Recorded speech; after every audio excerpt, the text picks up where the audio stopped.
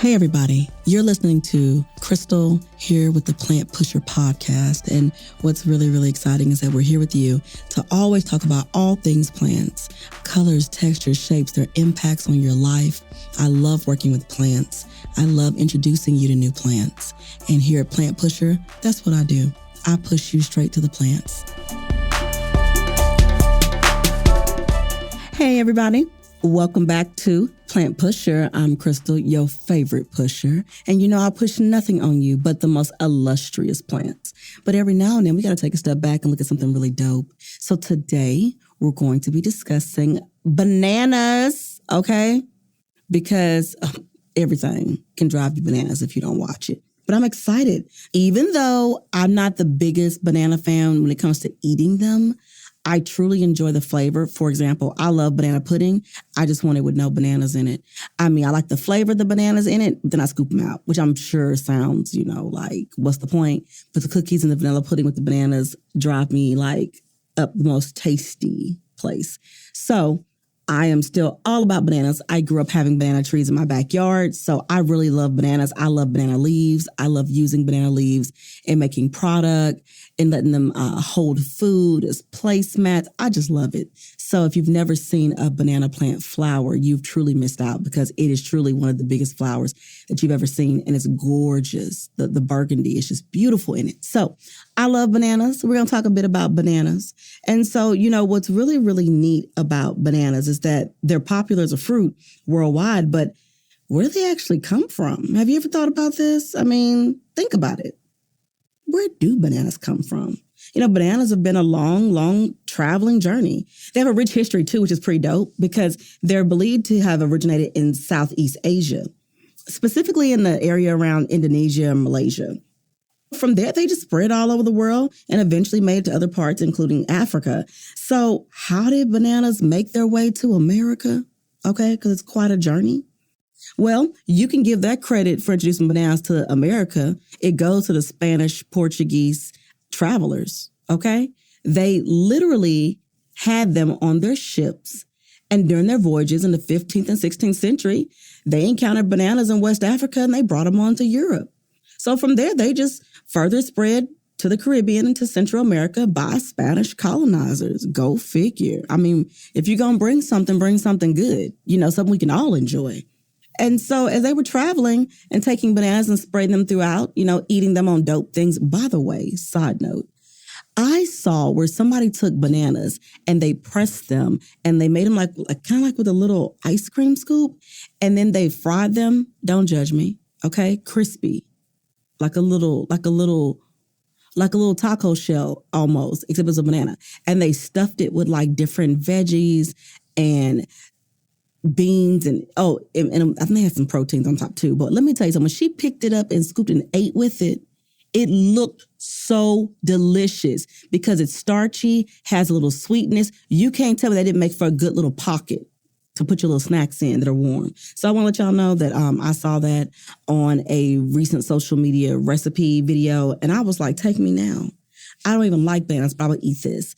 But I also love plantains, so I'm just here for all of it, okay? So back to all things bananas. Okay, so not only did bananas become commercially cultivated, but the question is how? I mean, now when we look, bananas are all around the world.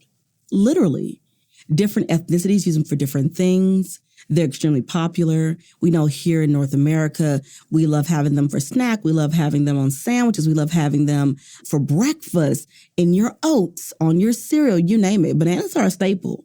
But how they become commercially cultivated? Who thought this is what I'm going to do today? It's a lot.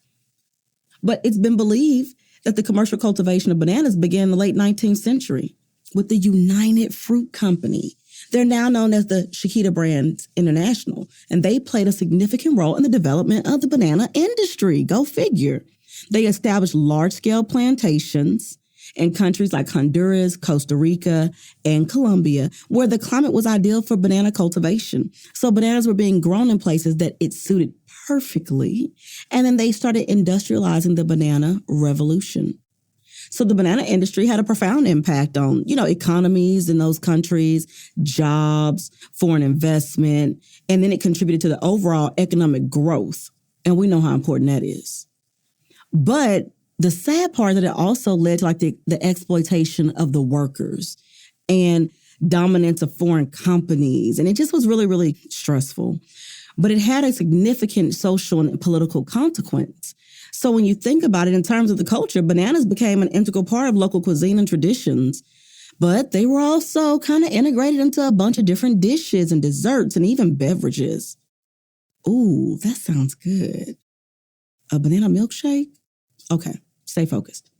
All right, so not only that, but you got to remember that bananas also were a symbol of like tropical paradise, and they were featured in advertising. And think about growing up, how many commercials we saw from Chiquita Banana was her name, and I believe it was. And she had on like the head wrap, and it had fruit in it, and it had bananas, and she had on her little outfit. I remember as a kid watching that.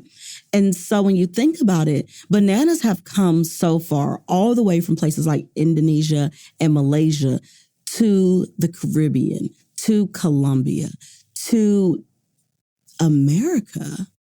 What a journey to take.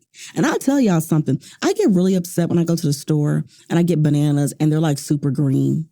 When did you pick these? A month ago? Because I promise you they're not ready for action. You got to sit them on the counter, ripen them for a while. It's a whole process. But I'm going to tell y'all something. One thing I like about bananas is that bananas are nature's Botox.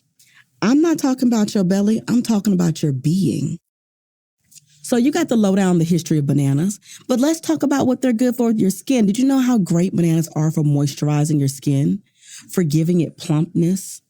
I mean, it's amazing.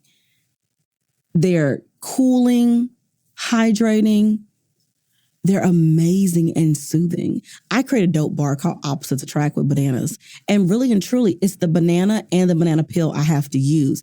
It makes the most beautiful aroma, but it makes for a very creamy texture to work with on your skin. So when you think about how you're moisturizing your skin, think about bananas. I know we don't talk a lot about all the benefits of bananas, but bananas are packed with nutrients and they're really, really good for you.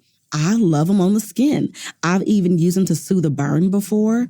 I just love bananas in all the ways you can use them. And so I feel like oftentimes we get very one-track minded about the benefits of plants for skin. But vitamin A is in bananas. It helps reduce fine lines and wrinkles. Vitamin C is in bananas because, it brightens and evens out your skin tone. You got a scar or some acne or just discoloration. Maybe you've been in the sun.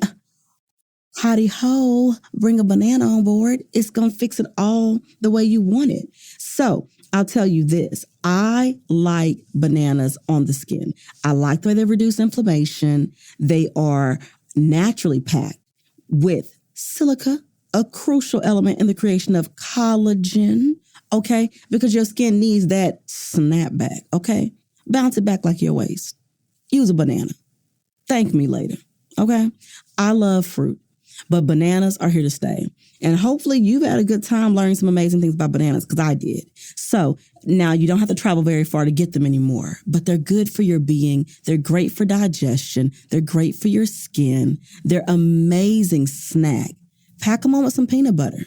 Give your body everything that it wants and desires, because the plants are given. And I am your plant pusher. This is Crystal. You know what I do? I push the dopest plants onto you, and this has been an honor. So if you don't have a snack in your bag, grab a banana in the morning. And if you haven't thought about what you're eating for dinner, make those little banana, little shell things we talked about, because that sounds tasty. And then inbox me and let me know how good it was, okay? Because I want to know how it went down, okay? So bananas are everything, and it was a pleasure talking to you today. I'm your plant pusher, and stay tuned because the plants are always giving.